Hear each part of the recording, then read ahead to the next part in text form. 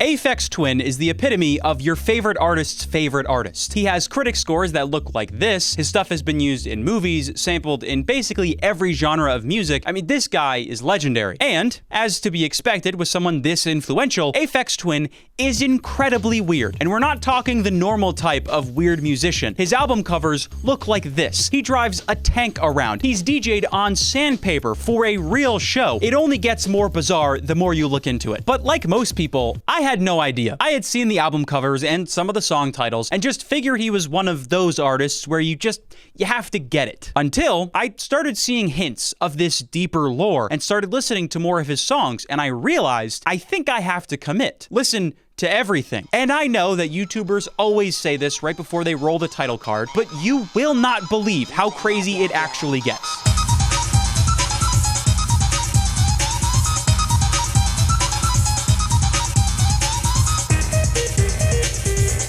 Like I said, Aphex Twin has released a shit ton of music. 6 albums, 2 of which are multiple hours in length, 22 EPs averaging 30 minutes each, 8 compilation albums, and a ton of other stuff. 115 entries on his Album of the Year page. You want to know something else interesting? AFX has released 20 EPs. Caustic Window has 4 EPs and a full-length album. Polygon Window has a full-length LP. The Tuss, Gak, Bradley Strider, Power Pill, these are all artists with real releases. And all of these people are Richard D. James, or Aphex Twin. That takes this from a silly 10-hour listening journey to a full-blown war of attrition. But in a similar way to something like climbing Everest, a few brave souls have attempted this before. Thus, there are resources available for people like me. Lists that order these projects, some of which have unconfirmed release dates, in mostly chronological order. Namely, this Album of the Year list by user... Oh my god, what is that? FHHGVNJSCBBG. Whatever that means. I'm sorry, I don't even know if that's supposed to be pronounced. In any case, they attempted this exact same journey. However, the twist is that this person never actually finished it. With all due respect, they had a decent amount to go, and they did these reviews over the course of a year and a half, starting in June of 2021. So this list acted as my guide, but it also kept my expectations in check. It humbled me a little bit. So my plan was to stream this whole thing live on my Twitch channel, link in description, and to do so over the course of a few days, which would certainly be annoying for the people in my Discord server who have stream alerts on, link also in description.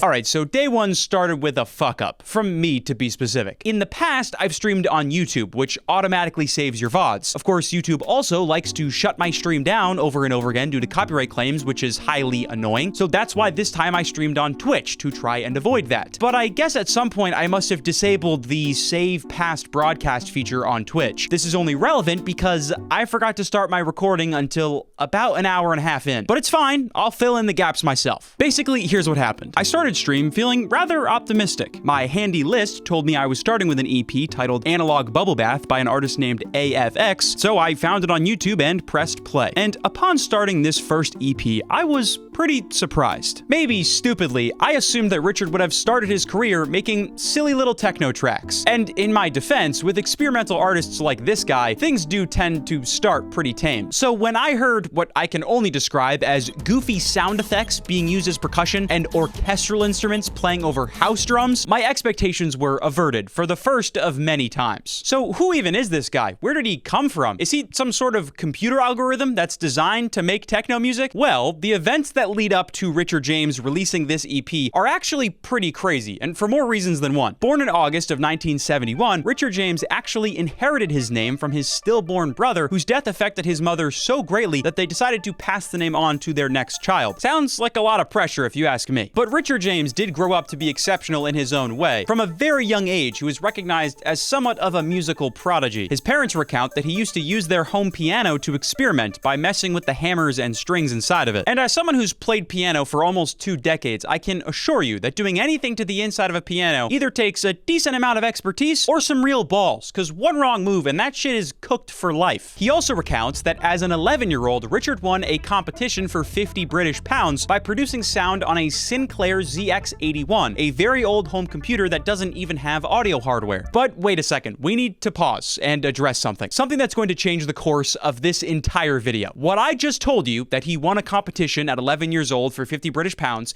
is probably a lie. But Liam, why would he just lie in interviews? Everyone already thinks he's a genius. I mean, what is there to gain? I don't know. I've been trying to figure that out since I started this process, but I can't find a real answer. I think he just enjoys doing it. I'll try my best to call attention to each of the Richard James myths and controversies as we go on, but just keep this in mind. And speaking of which, Richard grew up in Cornwall, England, which in the 80s and 90s had a pretty big nightlife and electronic music scene. His account is that, coincidentally, he had already been making songs that sounded just like the music he was hearing in Cornwall for years as a young teenager. As you could guess, that is also a somewhat contested claim. By 1989, Richard became a regular at a club in Crantock, England called The Bogey. This nightclub has its own reputation for being the incubation spot for many bright minds in electronic music. For example, Luc Vibert, another Bogey regular who went on to have a successful career. These young musicians were pushing each other to create crazier and crazier stuff to play in their shows, and leading the pack was Richard James. He was so good that many of his peers tried to convince him to give them copies of his recordings, as CDs, as vinyls, whatever, for their own personal enjoyment. However, he was famously stubborn about it. But two of his peers in particular managed to get Richard to budge on different fronts. First, there was Grant Wilson Claridge, a fellow DJ at The Bogey. After noticing that Richard was still using tapes to DJ instead of vinyls, the preferable option for most performers, he offered to use some money he had just inherited to open a record label with Richard, and he agreed, which is how we get Reflex Records. But Aphex Twin did not emerge on that label. Tom Middleton is what coaxed Aphex Twin out of Richard James. The story goes like this. In 1991, after a long night of DJ sets, Tom decided to finally seal the deal. A few weeks prior, Tom had played one of Richard's tapes to Mark Darby, owner of the legendary electronic label Mighty Force Records. So, armed with a Mighty Force contract, Mark Darby's approval, and the frustration from his stubbornness, Tom approached Richard. And it's possible, in fact it's highly likely, that Richard would have continued to reject a contract if he hadn't happened to be tripping, allegedly, on acid that night. So in this vulnerable state, Tom got Richard to sign the contract. And that is how we get to the 1991 release of Analog Bubble Bath by AFX, not Aphex Twin. I mean, holy hell, that story in and of itself is crazy, and we're at the first release of 97. And despite my best efforts to fact check this stuff, all of it could still be fabricated. But that's exactly what makes this lore so compelling to me. It's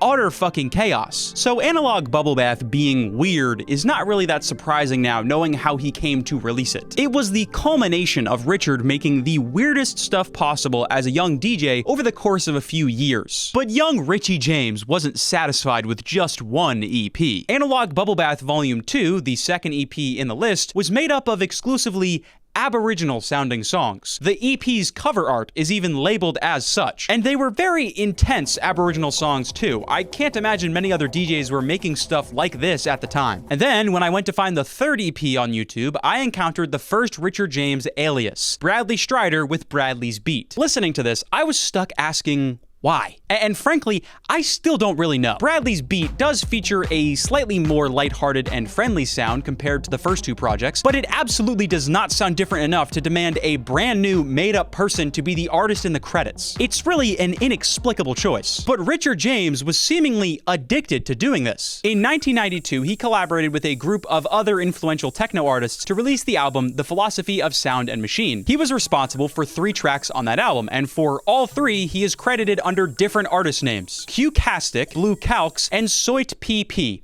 Then there's Power Pill with the EP titled Pac-Man. It's 4 different Pac-Man type beats.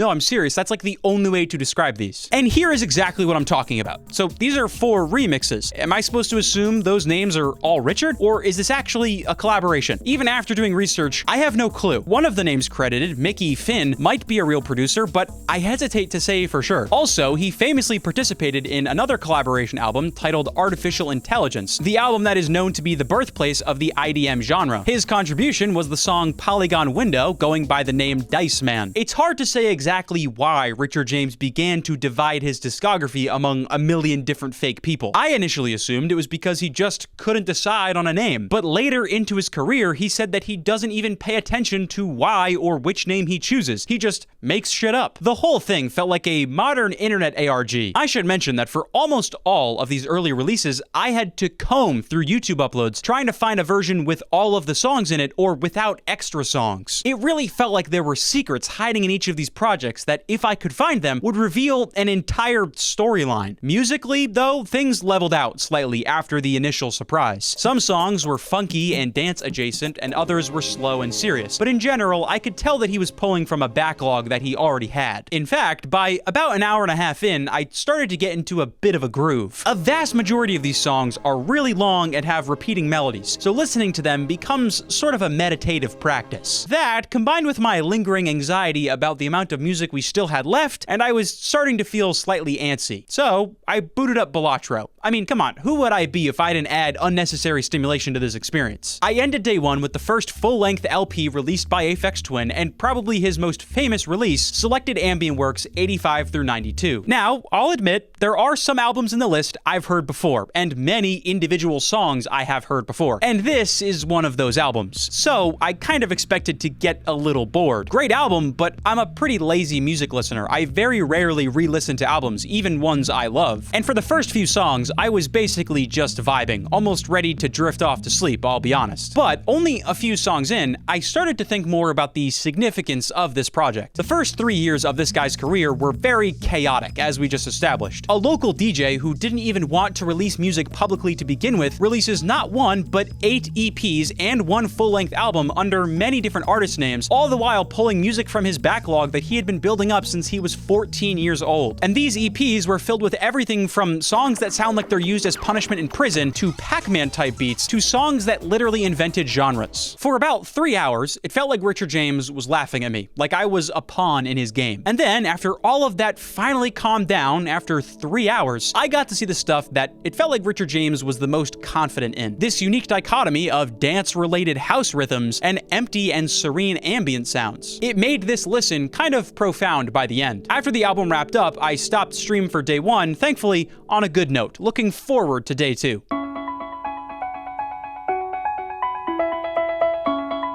I went to bed that night after listening to almost 4 hours of Richard James music with a nagging thought. I couldn't get the image of 10 of 97 out of my head. I genuinely woke up in the middle of the night with 10 of 97 basically branded to the back of my eyelids. I can still see it. 10 of 97. 10 being the number of projects I had already listened to, and 97 being the number of projects there were in total. And because the list I used is slightly outdated, the real number is closer to 103. That is what was scaring the piss out of me. And looking back, I sort of feel silly because I really had no idea how bad it actually was. See, the length of these projects varies greatly. It's one of the weirder aspects of this experience. Some are 15 minutes, if that. Others are over 2 hours. So I didn't bother to do the math at the time as to what the actual length would be. But having done it now, I can tell you that that length is over 35 hours. A lot longer than I had planned for. So I decided before starting day two that I would make my own list with just the most necessary projects, keeping the ones with the most ratings and reviews, and at least one project from every Richard James pseudonym. So we're going from 97 to 27, which sounds bad, I know, but you'll just have to trust me here. It will become plenty obvious why I skipped the ones I did. So this is what day two looked like when I started stream. Yeah, it kind of looks like the end of an infomercial. We've got the list of projects, percentage of the projects I've listened to, Bizzare, my stupid mug, Spotify in the background, and the current Nvidia stock price in the top right. Okay, that last one was a lie, but you believed me, didn't you? The first thing I listened to was a full-length album titled Surfing on Sine Waves by a new Richard James alias, Polygon Window. And you may remember that the last time we heard that name was with the song title of Richard's contribution to the collaboration album that invented IDM, Artificial Intelligence, which naturally meant that this album was slightly more fast-paced than where we left off on day one. But it's the timing of this release that's interesting to me. Surfing on Sine Waves was released in 1993. Selected Ambient Works had just been released a few months prior, and it was seeing monumental critical acclaim, almost immediately labeled as revolutionary for its experimental, minimalistic house sound. So, at this point in his career, the safe play would have been to release another dance record under the Aphex Twin name with the same rapidly growing record label. I imagine that the label was pressuring him to do exactly that. But Richard James does not compromise. After his Polygon Window venture, he went on to release a few more small, gimmicky projects under returning pseudonyms, one of which being Bradley's Robot by Bradley Strider, a project I did not enjoy very much, despite the fact that it wasn't that weird. I'm not gonna lie, this EP is very boring. Maybe I'm just bored in general, I don't know,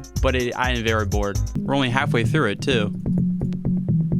interesting. He wouldn't release anything under the name Aphex Twin until the very end of 1993, when he finally had a new sound to show off. First, there was the On EP from November of 1993. The same IDM sound, but this time with elements of the hardcore genre, giving the tracks from this EP some real grit. A pretty far cry from the house plus ambient combo that we were seeing in years prior. And then, in March of 94, he released Selected Ambient Works Volume 2. And it's around here that this journey starts to get a little bit more extreme. First of all, this album is 2 hours and 36 minutes long. That is absurdly long. And that length becomes even crazier when you consider that most of these tracks have melodies that repeat dozens of times. At a certain point, you forget the songs are even there. It starts to feel like you've always heard weird ambient noises in your brain. Speaking of which, the most iconic part of Selected Ambient Works Volume 2 is that unique sound of the album. I had gotten pretty used to hearing fast-paced electronic music in a variety of different flavors, but for this album, he went full-on ambient, and a much darker style of ambient than someone like Brian Eno. This album is often described as apocalyptic, and things get more bizarre. There is a track on this album that's so eloquently titled Number 1, and there's another track that's titled Number 6. And if we uncrop this image, you can see that actually none of the songs have titles. Okay, but surely this is just a streaming thing. I mean, the album came out in 1994, so maybe the song titles just got lost in translation. But if we look at the CD release of the album, the song titles are pictures. And now that I'm looking at it, there's 2 songs missing from the track list. Okay, now I'm even more confused. A whole new Aphex Twin sound, this time dark and mysterious, song titles replaced by cryptic images, and it's almost 3 hours long. This led fans in 1994 to seek out answers about the album and theorize about it in any way they could. Fans on the Aphex Twin mailing list and fan-made website conducted basically an entire CIA-level investigation to do so. And still, archived on the internet is the document displaying their findings. From pie charts that organize song length on the vinyl records to dissecting the art that was on the CD cover, they managed to explain all of the material that was shipped with the album. But that wasn't all. A fan named Greg Eden published his list for unofficial song titles a little while after the album's release, and eventually, these names caught on among fans. Even today, Greg's initial ideas are still used as song titles, even on Wikipedia. How he came up with titles like Rhubarb or Z-Twig isn't entirely clear, but the best explanation that I could find is that he based the titles off of the images that the songs are related to. So boom, all mysteries solved. But Richard couldn't help himself. He added to the mysteries and the theory crafting when he started saying in interviews that a large part of the creation of this album came from his experience with lucid dreaming. For those who don't know, lucid dreaming is when you are asleep and dreaming, but you are fully aware that you're dreaming and have full autonomy in that dream. Some people say you can even cause yourself to lucid dream with a variety of methods, including keeping a sleep journal, meditating, or repeating phrases to yourself as you're going to sleep. But Richard James allegedly did it naturally all the time. In fact, he would go to bed with the express intention of writing songs in his sleep. And lucid dreaming is one of those concepts that goes generally unexplained by science, making it a common talking point for science deniers or spiritual communities. Thus, it only added to the mystifying aura around this album. And, of course, we have to keep in mind that Richard might just be pulling all of this out of his ass. However, despite the rich lore behind it, Selected Ambient Works 2 was met with mixed reviews from critics in '94. Many publications, like The Village Voice, claimed it to be below average when compared to ambient music being made by artists like Brian Eno or John Hassell. And Entertainment Weekly spoke about the album in that classic music magazine way, saying that Selected Ambient Works Volume 2 is chamber music for humorless cyber nerds. How did they manage to call other people nerds in the corniest way possible? But in their defense, my experience with the album wasn't all perfect either. Going into this, I knew that Selected Ambient Works Volume 2 was one of my existing favorites. There are songs off of this album that I absolutely love, but remembering a few songs fondly doesn't take 2.5, nearly 3 hours. Listening to the entire thing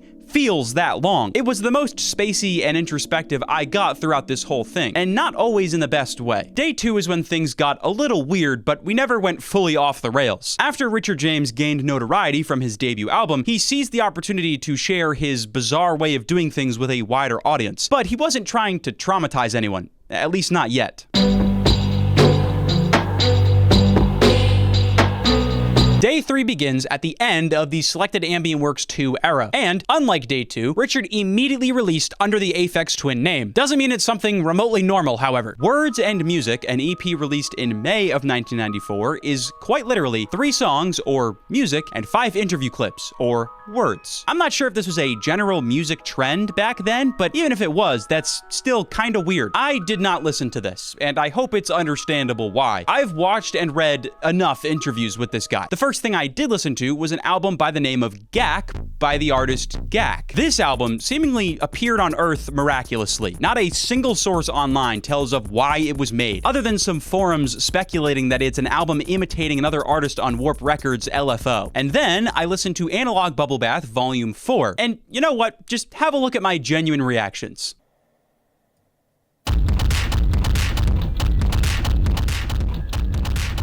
Holy shit. Okay, bro, what is that? Stop that. Yeah, this EP is fucking absurd. I mean, he's really flexing his experimental muscles here. But as someone who's generally enjoyed his more experimental stuff, I gotta say this doesn't really land for me. It's just so aggressive. But why did he even go back and release another Analog Bubble Bath anyway? I mean, by this point, his career had already taken off. He absolutely did not have to. Well, I think by this point, Richard was sort of at odds with the industry and the expectations put on him. For example, take this interview question from April of 1995 with interviewer Rob Young. The only reason I'm putting out records is to make some money. I don't reckon people would get into it if I released some of the more unconventional stuff that I do. I just like making new stuff. Whether or not this was actually him sticking it to the industry, I can't say for sure, though. There is an equally likely chance he just felt like releasing this, and just felt like making it this weird. But after the chaos of Analog Bubble Bath Volume 4, we enter into a new era of Aphex Twin, the I Care Because You Do era, and we're starting this era with another Aphex Twin community investigation, one that actually takes place in 2014. Here's the story. In 1994, Richard was supposed to release a full-length album under the Caustic Window name with his own record label Reflex Records, but something happened that we still don't have the details on, and the release fell through. But sometimes, if an album is canceled late enough into its release cycle, the record label will have test copies that they were using to prepare for distribution. And this Caustic Window LP was canceled late enough to have test copies made, and one of those test copies, it got out. Furthermore, it was listed for sale on Discogs.com in 2014 for $13,000. And the Aphex Twin community, being as crazy as they are, banded together and created a Kickstarter campaign with the purpose of buying the album and creating a digital copy of it to then distribute. The Kickstarter raised $70,000, and the test record itself eventually ended up in the hands of Notch, yet the guy who made Minecraft. The album itself isn't really known to be the most riveting listen. In fact, I think I accidentally, and I know this is going to sound like a bold-faced lie, but God can strike me down if I'm lying, I think I accidentally took it off the list, and then by the time I noticed, I didn't feel like it was important enough to backtrack for. But of course this era starts with a last-minute album cancellation that then gets listed on a website decades later. Why would it start any other way? And while we're on the topic, take a look at this album cover. I Care Because You Do is the first time that we see Richard James use his own face as imagery for an album. And in this case, it's a self-portrait of Richard smiling at the viewer with an uncomfortable expression that I can only describe as jubilation. But actually, there seems to be a common misconception here. This album cover for Analog Bubble Bath Volume 4 that we just looked at a few minutes ago seems to also be Richard James's face, just very covered with TV static. And because that project is older than I Care Because You Do, that makes this the first time that Richard used his own face. Anyway though, this album is also his most up-to-date project yet, consisting of tracks that were made between 1990 and 1994, which might be a big reason as to why this thing spans from slightly experimental to fully fucking crazy. Great song. Absolutely fantastic. Yeah, not gonna lie, I skipped that shit. Was kind of hurting my ears.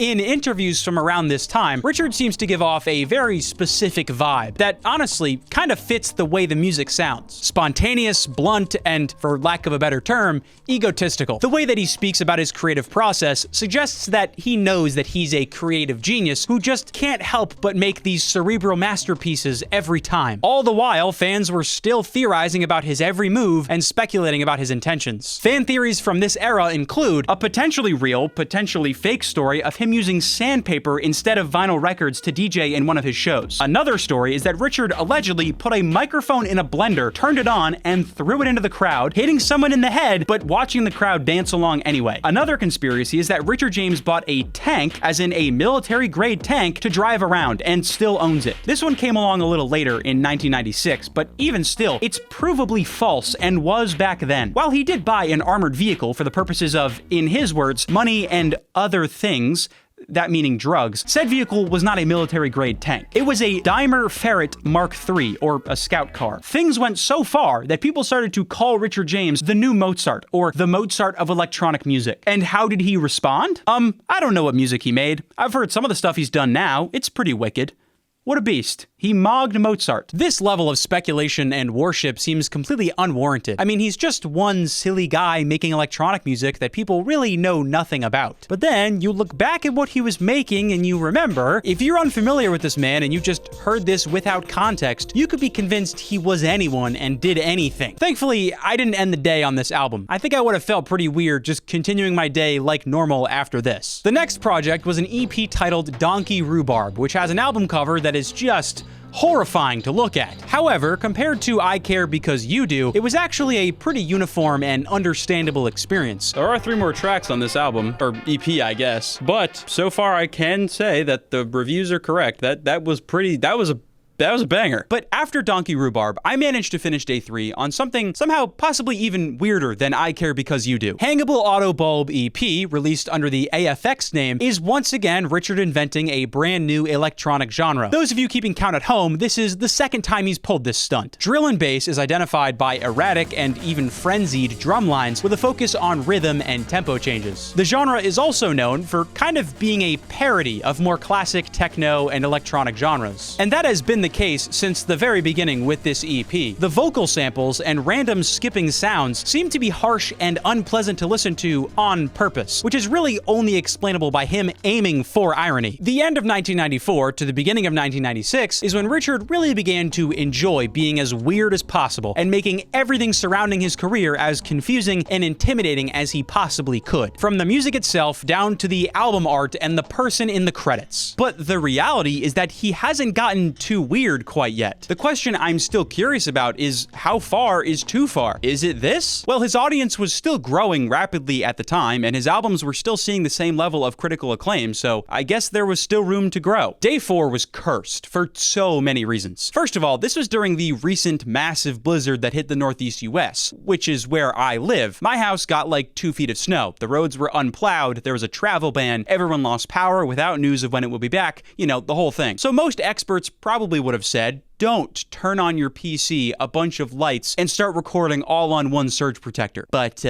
I live in the fast lane, so after 2 hours of shoveling, I said fuck it. And the other reason that day 4 was cursed was because I was resuming the list in the 1996 era, the absolute peak of Richard James's weirdness. By 1996, Aphex Twin had become one of the most critically cherished electronic musicians of all time. Every single one of his albums was met with massive praise, and his influence had started to reach all throughout electronic music. But that praise didn't just come from critics. As we've discussed, he also possessed a very loyal fan base that was highly invested in his career and his persona. A persona that only became more mystifying as years had passed. The man behind Aphex Twin, according to urban legend at this time, drove a tank, lived in a bank, threw a blender at someone in a show, played sandpaper for a show, and was the reincarnation of Amadeus Mozart. All of these factors are what lead up to Richard D. James' album. By far his most experimental, nuanced, and bizarre project yet. Let me just say, this album is incredibly impressive for what it is. Richard said it took the longest to make out of all of his albums thus far, and that makes total sense when hearing it. It was made in 1996 on a Macintosh Power PC. This wasn't some high-budget, futuristic music technology we're talking about. But in spite of that, it sounds like music from the future. And we're not talking the Back to the Future 2010 with flying cars and hoverboards type of future. No, we're talking like the after global warming has killed off most of the population, post-apocalyptic, we're barely hanging on type of future. This is when Richard really started to incorporate the jungle genre into his music. another UK-originating electronic genre characterized by its fast tempo and focus on sampling, and it obviously sounds like you're in a jungle. This album also sees the return of drill and bass, a genre which he had just invented a few months prior, a genre which he was also motivated to push to be even faster and more extreme by fellow musician and friend Luc Vibert, according to Richard. This all comes together to create an honestly unsettling and at times creepy listen. This album also leans pretty heavily into the vocal samples and orchestral parts, which were already making me feel uneasy in previous projects. Even the album cover is trying to creep you out. It looks like I'm Richard James's next meal. I remember at the time thinking to myself, surely most people agree that this is too weird, right? I mean, if this isn't where the line is, then where the fuck is it? Because I'll be so blunt about it, I could not see myself listening to this music for pure enjoyment. It sounds like I don't have permission to enjoy the album, like it hates me and is making fun of me. Not to mention, the more you learn about this album, the weirder it gets. Apparently, the initial round of vinyl releases were packaged with a lock of Richard's hair in each of them. For the love of God, what the fuck? But I was so wrong. Most people absolutely do not think that this is where the line is. Instead, not only do most people disagree with me, they read me like a book. There are many fans and critics who agree that this is Aphex Twin's best album, or at least one of them. In fact, many artists, including Daft Punk, directly cite this album as the inspiration for their work. But these fans and critics often do recognize how weird the album is and claim that it only becomes more profound given more listens. I only listened once, and I did think it was too weird and too scary, so am I the dumbass here? So my gut was wrong, and this is not too weird. I guess that means we push forward then. Come to Daddy was released in October of 1997, and it's the most successful of the Richard James EPs that we've covered thus far. In fact, this is probably one of his most famous releases in general. But surprisingly, that's why Richard himself sort of dislikes this project. In a 2001 interview with Index magazine, he said that the EP came about from him having a certain death metal jingle stuck in his head, one that he described as being crappy. But despite this project being an actual joke, his label marketed it, they made a music video for it, and it became a huge cultural phenomenon. In his words, this wasn't right at all. And I'll say this, Come to Daddy did not make my confusion from a few minutes ago any easier to deal with. The title track, which is supposedly recognized as one of Richard James' best songs of all time, honestly made me pretty uncomfortable, and not in the good, challenging way like some music nerds like to say. That being said, here's the weird thing about this era. Some tracks on this EP, namely IZUS and Flim, are beautiful. Songs I already knew going into this experience that I judged the rest of the EP on. I thought it would sound like that. And the same could be said for tracks on Richard D. James' album. It's just all over the place. Even more evidence of this was in my next listen, Window Licker, also from 1999. I'll be upfront with you, with no exaggeration this time, the title track, Window Licker, is one of my favorite songs of all time. It's how I ended up here. It got me into IDM. Nanau, or Nanu, however you pronounce that song title, is also okay too. I mean, it's not too weird, it's just not really my thing. But Formula is one of the most chaotic songs in this entire experience. For such a short EP, it manages to give you some pretty extreme whiplash. But at this point, I had no idea what whiplash even looked like. After Window Licker, I headed straight for his 2001 full-length album, Drukqs, an album which, by the way, no one even knows how to pronounce the name of. This album not only has one of the most interesting stories behind it, but it also sparked a very unique conversation about its listening experience. The year is 2001, and his contract at Warp Records is one album away from being done. Of course, Richard himself had no idea what he was going to make this last album quite yet. It might have ended up being a hip-hop-inspired electronic album, or a soul-inspired electronic album, but we didn't get time to see what that would have been. One of Richard's MP3 players that had 180 unreleased Aphex Twin tracks on it got left behind on an airplane. So, out of fear that those songs would be leaked and basically no other reasons, Richard got to work on the album. It was done being mastered in July of 2001, and it got shipped out in October of that year. And that is a Richard James-ass story. That is something that could only happen to him. But this album being the way that it is, has made it a controversial one in the Aphex Twin discography. This one has a low critic score. The common criticism among these music publications is that the album is not cohesive enough, sounds too scattered, unfinished, etc. Which, after hearing the story of how it came to be, kinda makes sense. But me and many other users disagree with these critics. This review by user Jamobo puts it eloquently. Drukqs is a lesson on how to listen to music. I do not think that Richard just picked his favorites off that MP3 player and burned them on a CD in order. Listening through all 100 minutes, it sounds like every song was placed very intentionally. The biggest example of this being clearly intentional composition for me was the haunting interlude track of what we can infer is Richard's family singing Happy Birthday,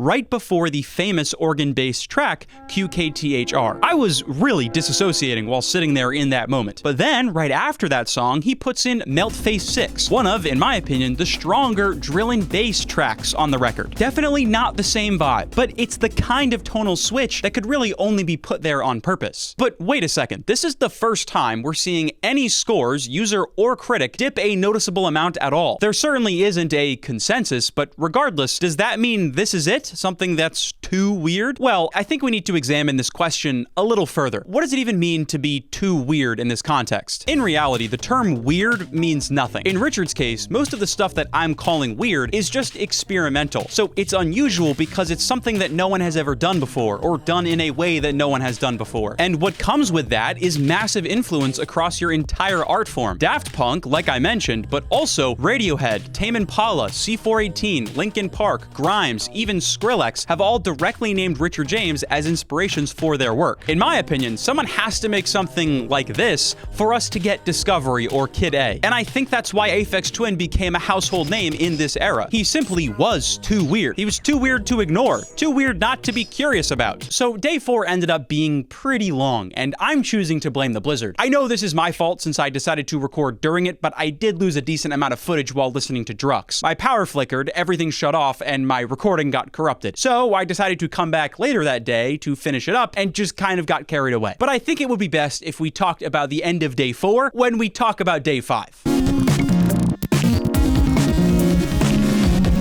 The peak of Richard James' experimentation was over after Drukqs. Even that album was never supposed to get made. In 2001, he was 30 years old, and his first wife was pregnant with his first kid. I imagine real life was starting to take priority over being the music mad scientist that he had been since he was 14. That being said, he wasn't anywhere near done releasing music. Between 2003 and 2005, he made and released an 11-album series under the Aphex name titled the Analord series, for which he only used analog synthesizers, which is where the name comes from. And that was only after releasing a 2-hour album titled 26 Mixes for Cash, consisting of Richard's remixes of other artists' songs. He did start as a DJ after all. After the Analord series, he released another entry to the Analog Bubble Bath series, he made a collaboration album with the artist LFO, and, most notably, he started a new artist persona named The Tuss. This time, though, he actually tried to convince the public that this was an entirely different person, putting a real alias behind it. It started as Brian Tregaskin for the EP release under the Tuss, and then for the full album, he changed it to Karen Tregaskin for some reason.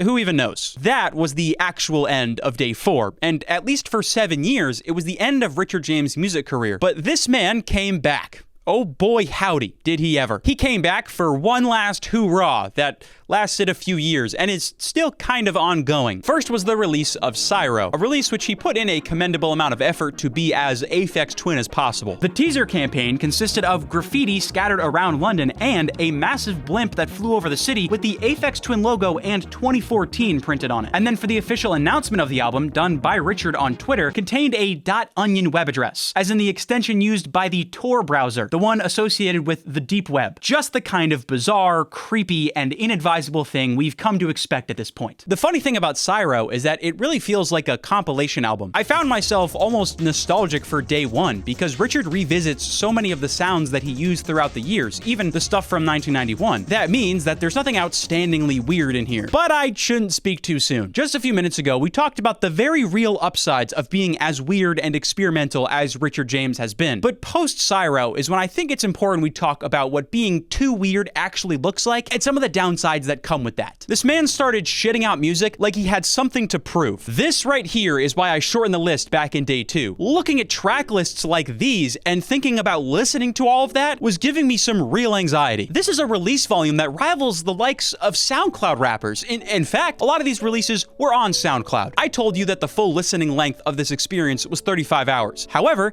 that was a lie. I didn't even calculate what these were because, I didn't even want to do all that math. It's ridiculous. It could be over 100 hours just in this one album. No, in fact, it's well over 100 hours. It's over 1,000 hours. It's not happening. This isn't any transgression that would affect someone's career in a serious way, but it does make being a fan of an artist just that much more difficult. And in a similar vein, Richard releasing all of this music under all of these different artist names did have real unintended consequences. He has said himself that throughout the years, years, many people have thought that various different electronic artists are actually him trying to pass under a new alias, which is a pretty bizarre situation for the actual artist, I'm sure. Imagine being an up-and-coming IDM artist and people telling you that your career is a hoax and you're actually some other guy. And because he's made so many different styles of electronic music, it doesn't really matter how unique your stuff sounds, you're probably still gonna get called Richard James. We also know that Richard D. James might not have been a perfect person either. Like I said earlier, in interviews from the late 90s and early 2000s, he often comes across as slightly egotistical, which he might have every right to be, but it's not something I love to see in my favorite artists. And he also, apparently, wasn't the easiest to work with. Aside from the drug use and the on-stage stories, which may or may not be true, there's also stuff like the Radiohead story. In 2002, when asked if he would ever play with Radiohead, this was his response: "I wouldn't play with them since I don't like them," which is fucking brutal. I mean, at least he's being honest, but damn, I know I would have loved to see that collaboration at least. So maybe being this weird isn't all perfect. But the part of this I want to emphasize is that we need people like Richard James in music. It's a very popular conversation nowadays to talk about how stale and uninteresting music has become. Pop is played out, rap is uninspired, the Grammys feel fake, so on and so forth. You get the idea. And whether or not you agree with that sentiment, the way that we avoid that guaranteed is by propping up artists like Richard James, who are not afraid to make some shit that's just actually unlistenable, but also unique and thought-provoking, of course. I personally loved this experience. I mean, it was very nice to be able to listen to something that was good for a change. At least parts of it were good. And unlike when I did this with Kanye, I didn't end every day feeling like I had to take a cold shower to wash away the guilt. Thank you so much to everyone who signed up for the Patreon. As always, that is the best way to support me. This time around, because this video took so long, I just went through all of my favorite Aphex Twin songs and sort of reviewed them. Anyways, thank you so much for watching, and I'll see you next time.